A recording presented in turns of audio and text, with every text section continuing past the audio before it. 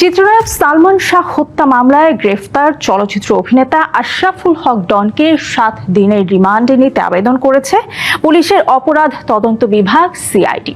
চিত্রনায়ক সালমান শাহ হত্যা মামলায় গ্রেফতার অভিনেতা আশরাফুল হক ওরফে ডনের ৫ দিনের রিমান্ড মঞ্জুর করেছেন আদালত।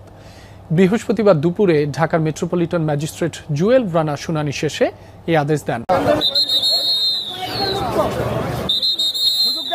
একটু পেছনে যান, হাঁটেন হাঁটেন হাঁটতে থাকেন, হাঁটেন,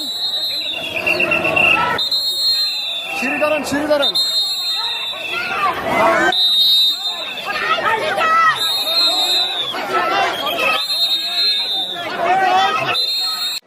বহুল আলোচিত চিত্রনায়ক সালমান শাহ হত্যা মামলায় সময় যত গড়িয়েছে বিভিন্ন রহস্য যেরকম উন্মোচিত হয়েছে, নতুন নতুন কথাও যুক্ত হয়েছে। ঠিক আজকে এই ঘটনায় সালমান শাহ হত্যা মামলার এজাহারনামীয় আসামি ডনকে কিছুক্ষণ আগে আদালতের হাজতখানায় এনে রাখা হয়েছে। তার বিরুদ্ধে 5 দিনের রিমান্ড মঞ্জুর করে তাকে অধিকতর জিজ্ঞাসাবাদ করার জন্য এবং এই মামলার রহস্য উদ্ঘাটনের জন্য তদন্তকারী কর্মকর্তার হাতে তাকে সোপর্দ করেন। সালমান শাহ তার হত্যা মামলায় ইতিপূর্বে এয়ারপোর্ট থেকে পালিয়ে যাওয়ার সময় আটককৃত একজন আসামি, এজাহারভুক্ত আসামি, চলচ্চিত্রের খলনায়ক আশরাফুল হক ডন, তাকে ইতিপূর্বে গ্রেপ্তার করা হয়েছিল এবং আজকে। সুপ্রিয় দর্শক, ফাফ বাক্য ছাড়া না, এমন একটা কথা আছে। সুপ্রিয় দর্শক, সত্যের মৃত্যু নেই। অবশেষে সত্য বেরিয়ে এলো সেই সালমান শাহ হত্যাকাণ্ডের আসল রহস্য। সুপ্রিয় দর্শক, এত বছর যাবৎ মানুষ বিশ্বাস করত সেই সুপারস্টার সালমান শাহ আত্মহত্যা করেছিল, কিন্তু সেটা মিথ্যে ছিল। সত্য বেরিয়ে এলো 3 জনের চক্রান্ত করে, অর্থাৎ সামিরা হকের পরিবার ষড়যন্ত্র করে ডনের মাধ্যমে ডনকে 12 লক্ষ টাকা দিয়ে সেই সুপারস্টার সালমান শাহকে হত্যা করা হয়েছিল। সুপ্রিয় দর্শক, ঠিক এই কথাটাই প্রায় 29 বছর যাবৎ সালমান শাহর মা বলে আসছিল। সুপ্রিয় দর্শক, তাহলে চলুন আমরা সেই ভিডিওর অংশ বিশেষটা দেখে আসি, অর্থাৎ বিস্তারিত আলোচনাটা দেখে আসি। আমি আর কথা বাড়াচ্ছি না, আপনাদের কাছে একটা জিনিস রিকোয়েস্ট করব, আমাদের চ্যানেলটি অবশ্যই সাবস্ক্রাইব করবেন। আমাদের আর কিছু চ্যানেল সাবস্ক্রাইবারের জন্য আমরা বেঁচে আছি। সুপ্রিয় দর্শক, অবশ্যই চ্যানেলটি সাবস্ক্রাইব করবেন। তাহলে চলুন বিস্তারিত ভিডিওটি দেখে আসি। চিত্রনায়ক সালমান শাহ হত্যা মামলায় গ্রেফতার অভিনেতা আশরাফুল হক ওরফে ডনের ৫ দিনের রিমান্ড মঞ্জুর করেছেন আদালত। বৃহস্পতিবার দুপুরে ঢাকার মেট্রোপলিটন ম্যাজিস্ট্রেট জুয়েল রানা শুনানি শেষে এই আদেশ দেন। সকালে কারাগার থেকে ডনকে আদালতের হাজতখানায় নেওয়া হয়। সিআইডির তদন্ত কর্মকর্তা মোহাম্মদ মুজিবুর রহমান জিজ্ঞাসাবাদের জন্য 7 দিনের রিমান্ড আবেদন করেছিলেন। শুনানি শেষে 5 রিমান্ড মঞ্জুর করেন আদালত। সিআইডির দাবি, ডনকে পুলিশ হেফাজতে নিয়ে জিজ্ঞাসাবাদ করা হলে সালমান শাহের মৃত্যুর প্রকৃত রহস্য উদ্ঘাটনে গুরুত্বপূর্ণ তথ্য পাওয়া যেতে পারে। একই সঙ্গে মামলায় জড়িত অন্য সহযোগীদের অবস্থান শনাক্ত এবং তাদের গ্রেফতারের বিষয়েও তথ্য পাওয়া যেতে পারে। ইতিপূর্বে এয়ারপোর্ট থেকে পালিয়ে যাওয়ার সময় আটককৃত একজন আসামি, এজাহারভুক্ত আসামি, চলচ্চিত্রের খলনায়ক আশরাফুল হক ডন, তার বিরুদ্ধে 5 দিনের রিমান্ড মঞ্জুর করে তাকে অধিকতর জিজ্ঞাসাবাদ করার জন্য এবং এই মামলার রহস্য উদ্ঘাটনের জন্য তদন্তকারী কর্মকর্তার হাতে তাকে সোপর্দ করেন।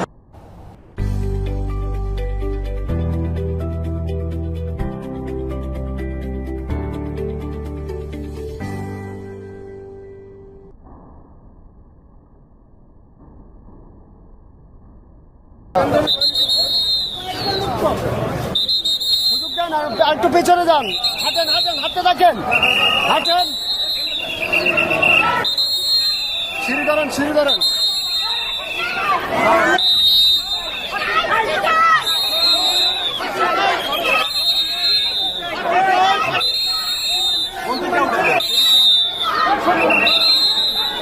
একবার সামনে উপরে উঠান, উপরে উঠান, সিঁড়ি দিয়ে উপরে উঠান।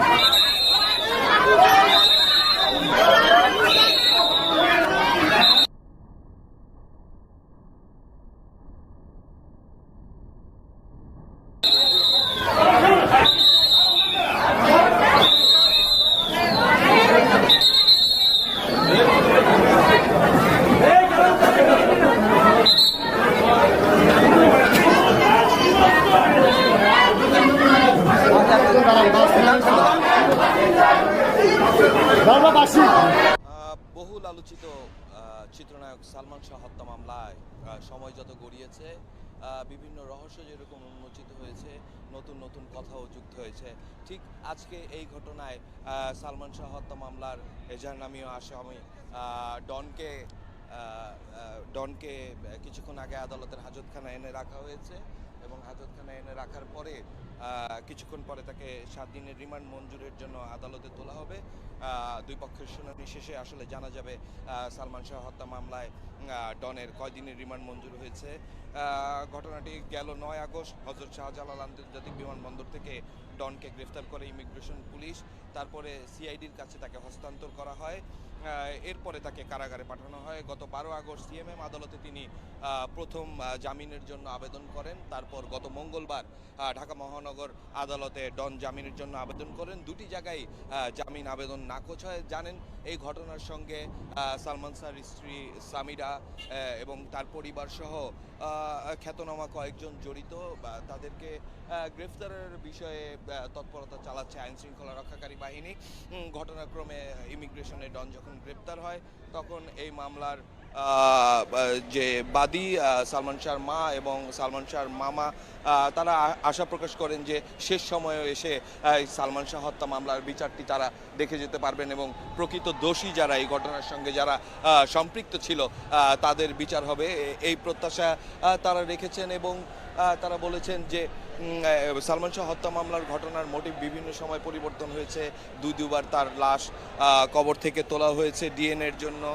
সেই জায়গা থেকে আমরা আরও বলতে পারি যে ডনের এই রিমান্ড শুনানি এবং ডনের রিমান্ড শুনানির পরে তার 164-এ যদি কোনো তথ্য পাওয়া যায় সেই তথ্যগুলো হয়তো বা আইন শৃঙ্খলা রক্ষাকারী বাহিনী এবং তদন্ত কর্মকর্তা সহ বাংলাদেশের জনগণের সামনে বিশেষভাবে তুলে ধরা হবে।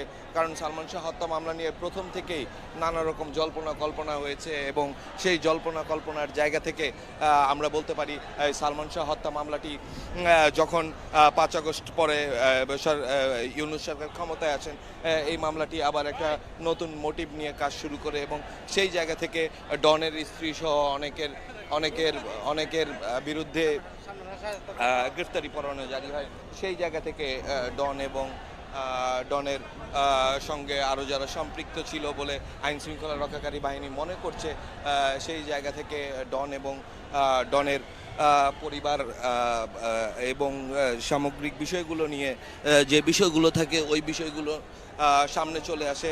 এবং এই ঘটনার আগ থেকেই সামিরা কিন্তু হচ্ছে সাধারণ জনগণের মাঝখান থেকে সরে একটি নীরব জায়গায় চলে যায়। এখন পর্যন্ত সামিরার কোনো তথ্য এখানে পাওয়া যায়নি এবং ডনকে আদালতে নিয়ে আসাকে কেন্দ্র করে সালমান শাহর ভক্ত সমর্থক যারা আছেন তারা তাদেরকেও কিন্তু আমরা ঠিক সিএমএম আদালতের নিচে দেখতে পাচ্ছি।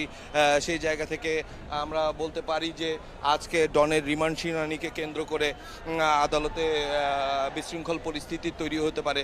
কারণ ডনের যেই দর্শক এবং সমর্থক আছে তারা এখানে ব্যানার টানিয়ে স্লোগান দিচ্ছেন এবং তারা এই রিমান্ড শুনানি, ডনের যে রিমান্ড শুনানি হবে 7 দিনের রিমান্ড শুনানি, সেখানে তাদের উপস্থিতি আদালত প্রাঙ্গণে এই বিষয়গুলো যেরকম আলোচনায় আসে, সাথে এই মামলাটি অনেক স্পর্শকাতর আমরা প্রথম থেকেই বলেছি।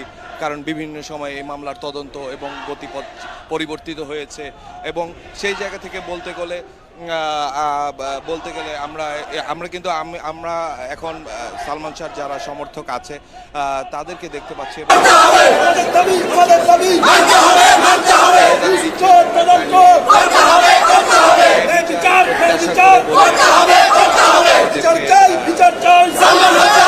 স্লোগানের যে ধ্বনি এবং সেই জায়গা থেকে বুঝতে গেলে বোঝা যাবে যে কিছুক্ষণ পরে আদালতের হাজতখানা থেকে ডনকে 7 দিনের রিমান্ড প্রার্থনার জন্য আদালতে তোলা হবে। সেই জায়গায় বেগ পেতে হবে, সেই জায়গা থেকে বেগ পেতে হবে এবং আমরা দেখতে পাচ্ছি, আমি যদি একটু শব্দটা একটু শোনাই যে তাদের ভিতরে ক্ষোভ এবং ক্ষোভের যেই বিচারের যেই দাবি